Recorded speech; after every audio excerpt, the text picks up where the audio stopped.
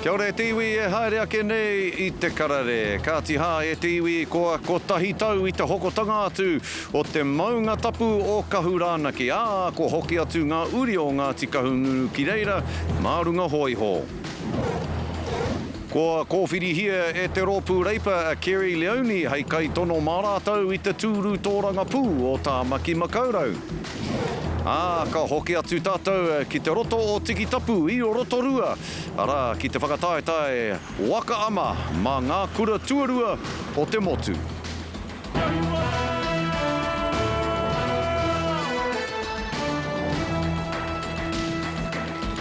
Kei oku rangatira huri noa I te motu, tēnā koutou katoa, nau mai hara mai ki te Karere I tēnei rā. Anei, e whakapāho atu nei ki o koutou I tēnei wāhi a tāhua, tēnei wāhi mana nui, tapu nui, o roto o te iwi o ngaitahu ara a tāhuna e pi a tātā atu nei ki o koutou I tēnei rā. Ka tiha e te iwi ko tahi tau I te hokotanga atu o te maunga tapu o Kahurānaki. Me te aha, ko hoki ngā uri o Ngāti Kahungunu ki taua maunga o rātou. Ana mārunga hoiho. Kia tahuri ake tātou ki tēnei o ngā pūrongo tuatahi o te rā nei, ara nā aroha tricha no te ropu o Taioro. Tā tātou nei kaupapa, he whakaeke ngā tahitanga ki runga o Kahurānaki maunga.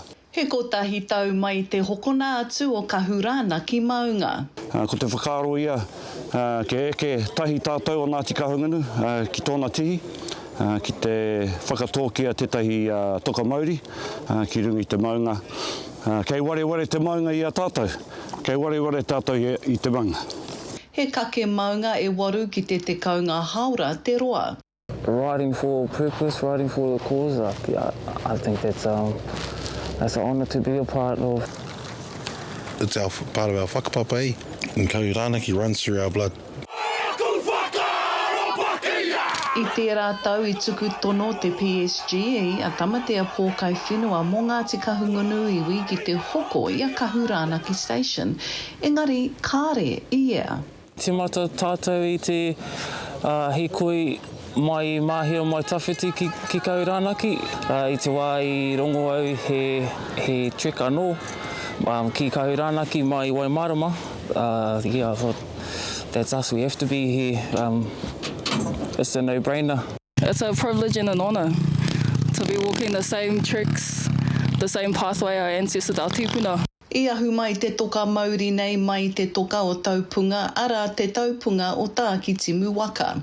Hei te wā ka whakapūmautia tēnei hokonga, kare kore ka mohi o mātou kōwai ia, ka toro atu anō ki a ia, Anei te iwi, anei ngā hapū, he aroha tia nui tia ki tō tātou nei maunga. Kāre anō kia mōhi o ko wai te kai hoko I tēnei wā, engari ko te mea matua ki te iwi me tūwhera tonu te kuaha ki a rātau. Aroha Tricha, Taioro. Kia tahuri ake tātou ki te ao tōranga pū I nai anei e te iwi me te aha kua ata kōwhiri hia e te rōpū reipa. Tētahi o ngā kai kaunihera ōmua o te kaunihera o Tāmaki Makaurau, o tira tētahi o ngā kaitono ōmua I te tūranga o te kahika o Tāmaki Makaurau. Kerrin Leoni hei kaitono mā rātou I roto I te tūru tōranga pū Māori o te Tāmaki Makaurau. Hoi anō rā e te iwi I tēnei wā nei kei a Orini kaipara o te pāti Māori taua tūru. Muri ho I tana wikitoria kia pēni hēnare o reipa I te kōwhiringa motuhake mo taua tūru I te rātau. Ko Leoni te wahine Māori tuatahi kia pōtihia ki te kaunihera o Tāmaki. Ka noho atu ki reira I te tau 2022 ki te tau 2025. Ka atahi ia ka whakataetai atu kia Wayne Brown mo te tūranga o te kahika auare ake. Hei tā Leoni e humārie ana te ngākau I te kōpoutanga o na hei kaitono Māreipa. Nā tāna noho ki te kaunihera, kua mārama ake ia heaha ngā hia o ngā hapori o Tāmaki Makaurau. Hoi nō rei tiwi I tū he poukai ki Okapu I ngā rā tata ake nei, tēnā kia tahuri ake tātou ki tēnei pūrongo nā Taiuru News.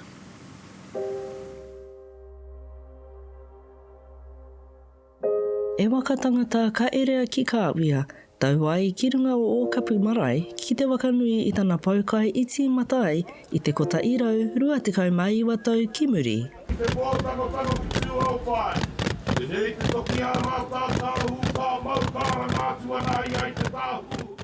ia rā ko ngā ware e toru ka wakatu e rangia.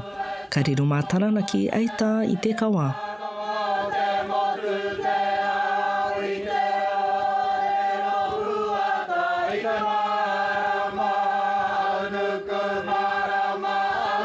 Te tuatahi ko tā mai rā te ariki nui ki te whakanui, me te whakahono i ngā whare e toru. Te tuarua, te tūpuna whare ki muri i ahau nei, te kotahitanga o Ngāti Tūrei te tuarua, me te whare kaumātua, ko Aotearoa tērā, me te whare kai hou te okeokinga o te punakai. Ko ana te kākau ki tātui a koutou katoa tā mai, ki runga i te whakatuwheratanga o tēnei marae, ngā whare e toru. E ki wai o te kete kei awai kato, e ki wai anō kei hataranaki.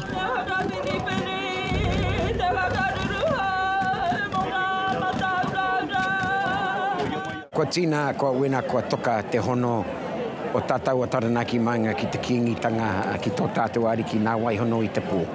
Ka nui te miharo nā te mea kua ono tau e noho tāre wāna te punakaiki. Ko nei kia pai ai te whakatika i ngā whare.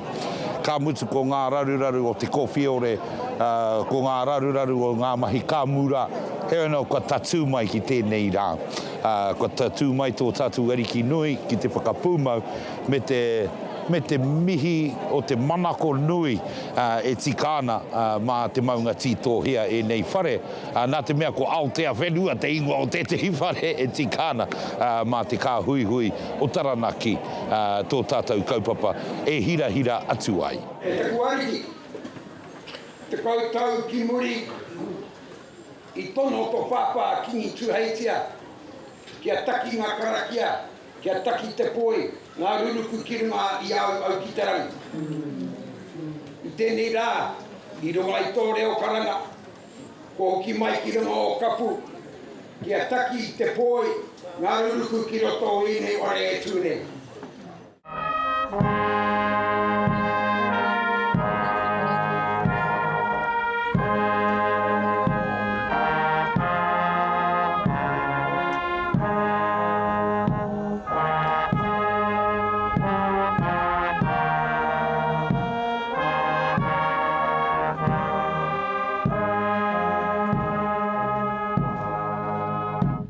Ko te okeokinga o te punakai, ko Aotea wenua, ko te kotaitanga o Ngāti tewe i te tuarua e tū nei ai wakaruru au i te tini kueke nei.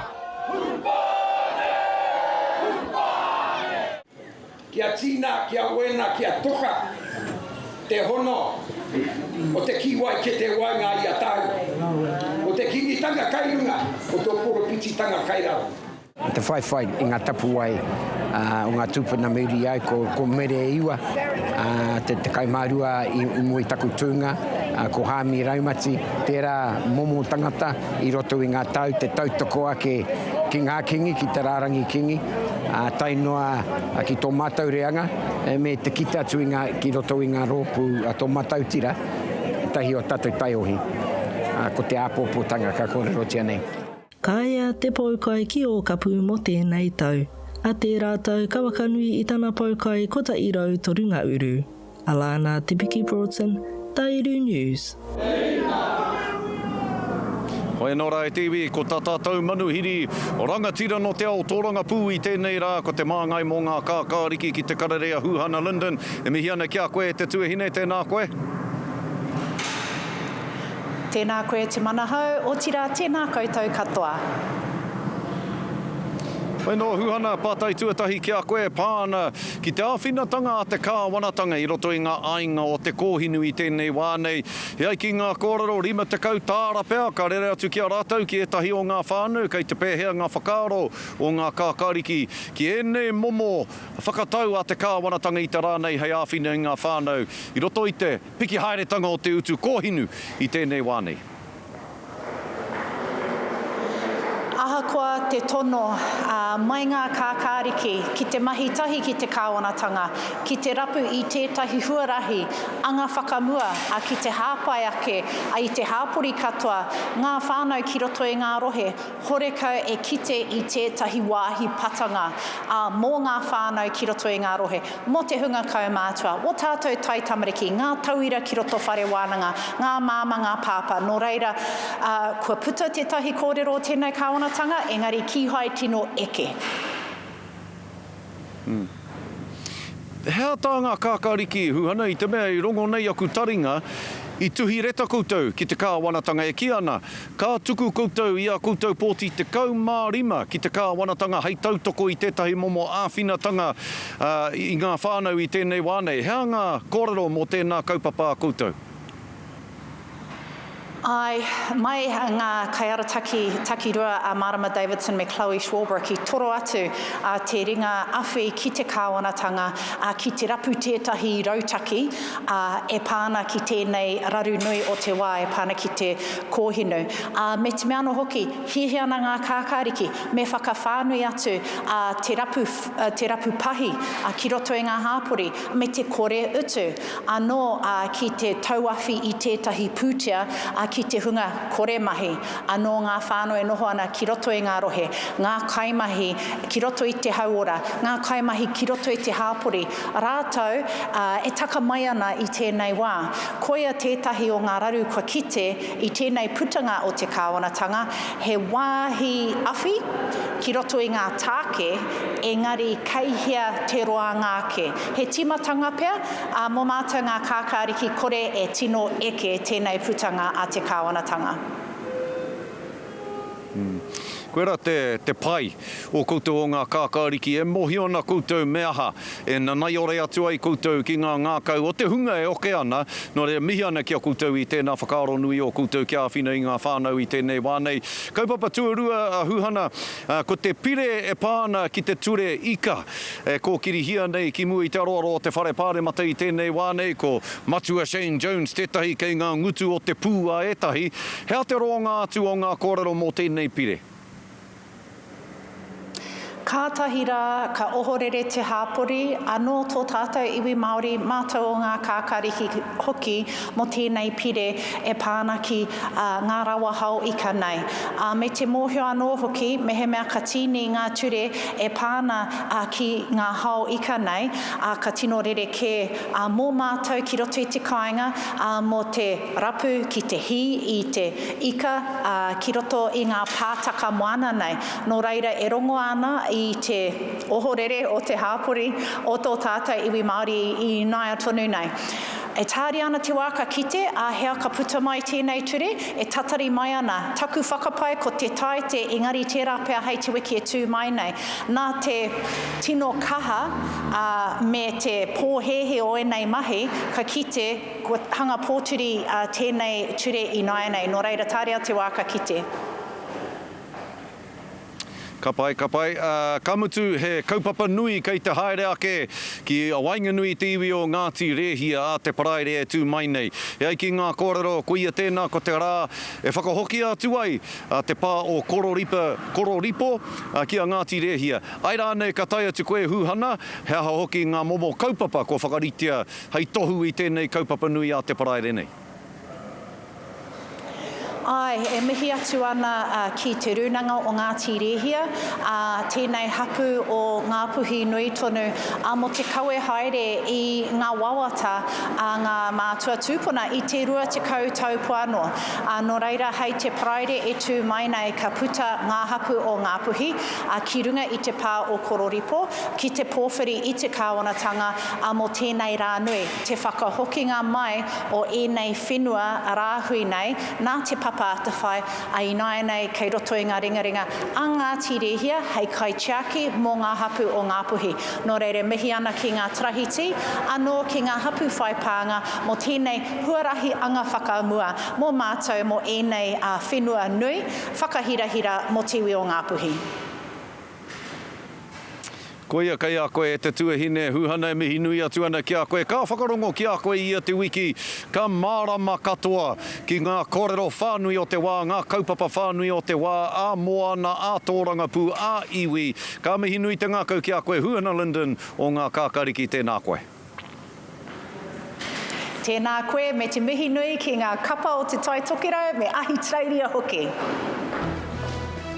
Tika marika ka tū te whakataetai ārohe o te tai tokerau me te whakataetai ārohe o ahi trairia. Ai nei rangi whakatāne. Ka pai, mihi ana ki a koe Huhana.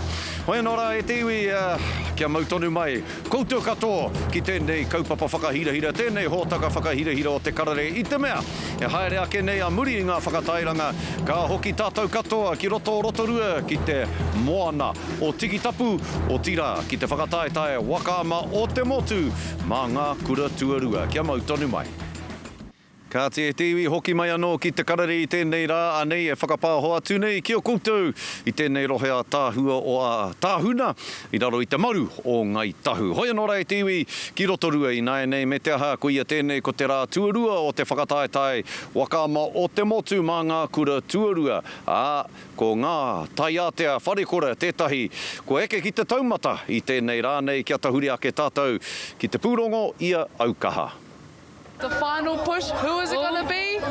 Ngāti Atea coming in first, taking it. Wow, ka pai.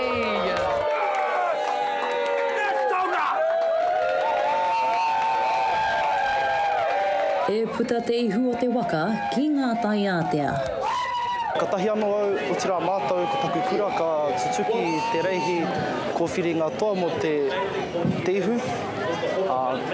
Te reihi W12, V12, ai. Koenei te rā tuarua o te whakataitai wakaama āmotu. Koenei hoki te whakataitai kura tuarua whakamutunga mō poutu Bramley no Ngāti Atea wharekura. Ko te hono tahi ki ngā wāhine o tō tātou kura, a te hoi tahi, te noho tapatahi. Ai. He pai te ki te nui o ngā kura Māori, e haere tone mana ki tēnei kaupapa. He rawe ki te rongo i te reo Māori, e rere ana ki tēnei wahi. E toru ngā wāhanga o te whakataitai nei, ko te kei, ko te takere, ā ka mutu ko te ihu. Koenei te wāhanga e hehia te ana e Caitlin Gable kia mau tonu ai rātou. I te rongohanga o ngā kupu akiaki o whituki i piki anō te kaha me te ngoe, me te whakapono i roto ia mata, ai i puta tō mata ihi. Ngāti Atea, hiriwa!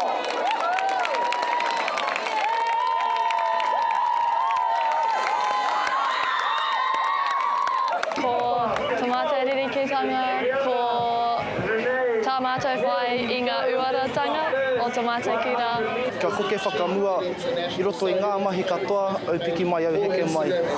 Kei te whakarite ngā tīma ki te whai i ngā tūnga rangatira i ngā reihi wakaama.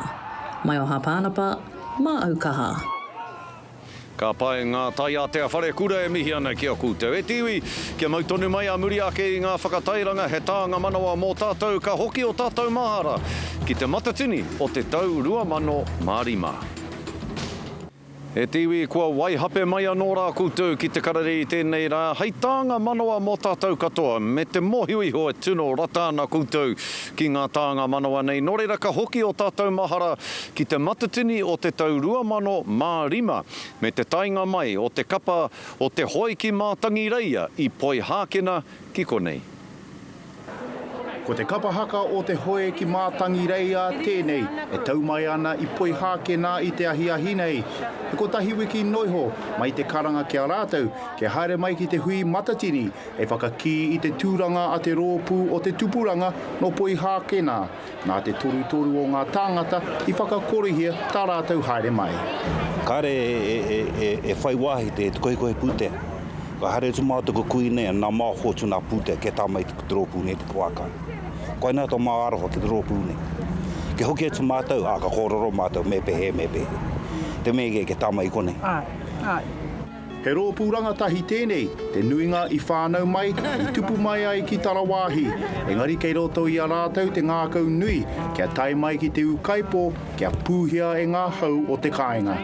He ua te mahi. i reira. O te mea kare rātau e mōhio te koro mauri, engari ke roto i a rātau. Ngā moe ngā tino wawata, ki te hoki mai ki te wā kāinga, ki te tūirunga, te atamira. Ka mihi tono ki te rōpū nei. A hakua ka patua mātou nā ture hana maina mua i a mātou. Ka whakapakari mātou i a mātou. Tēnei rōpū, ko kaha tonu nā whanaungatanga i roto i a rātou. Tai rā mai ki tēnei tāna. No reira, ka mihi atu ki a rātou. Ko mihi atu ki a rātou.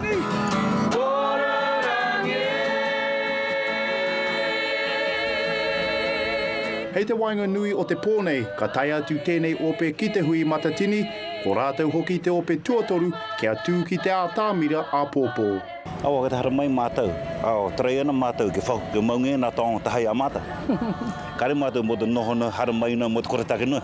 Hara mai mātou te wera o ti a rātou. No reira, ka mihi atu hui ki a rātou. Ko rātou nā toa mo tēnei mai. Engari hoki mai na mātou te wā kāinga, ke kiwi, he toa tonu ke roto hei tereire, Hagen. No reira ke tūpatu. Mā pōpō ka kite.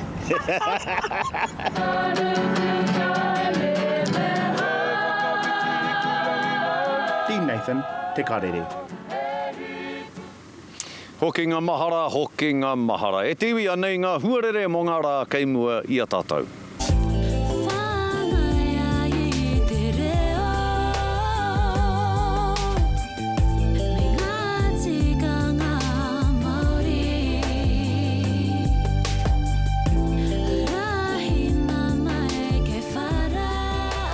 Nora e tiwi hei whakakapi ake kātahia no te rua nuku o te motu a tāpou te mara ka pātuhi mai ko tana pātai te manahau kei tāhuna koe hararei ana ka o kei konei e mahi ana e te rangatira. Hoi nora e tiwi ko ia ko te karare i tēnei rānei kaore he te karare a pōpō nā te kriketi no reira me mātaki mai anō rā koutou a te taite e tū mai nei. No reira atu i te rohe nei o ngaitahu te rohe o tāhuna anei ka waiho ma ona rere huatanga koutou e mihi pōwaiwai i tēnei rā. Ngā manaakitanga e te iwi, huri noa i te motu.